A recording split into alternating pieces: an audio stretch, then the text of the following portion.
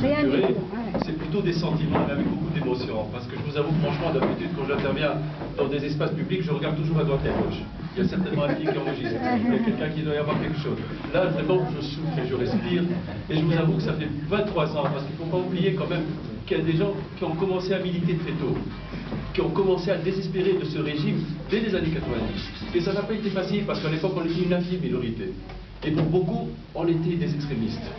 Je me rappelle, et je le dis maintenant ouvertement, quand on avait fait un article, je vois mon ami Riyad Felfadel ici présent, et je souhaite qu'il parle aussi de son expérience, quand on avait fait un article, c'était plus un dossier qui faisait le bilan des 7 ans de Ben Ali, et qui est paru au journal Le Monde Diplomatique avec Kamel Abidi.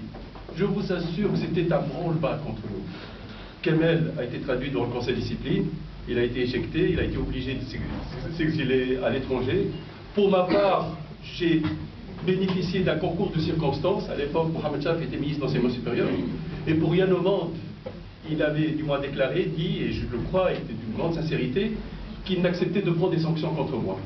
Je ne peux pas quand même sanctionner un universitaire qui s'est exprimé.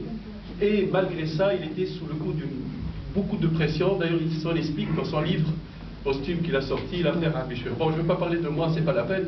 Néanmoins, ce que je voudrais vous dire, pour ces événements, il y a des faits qui paraissent quand même réels, mais je voudrais aussi aller au-delà.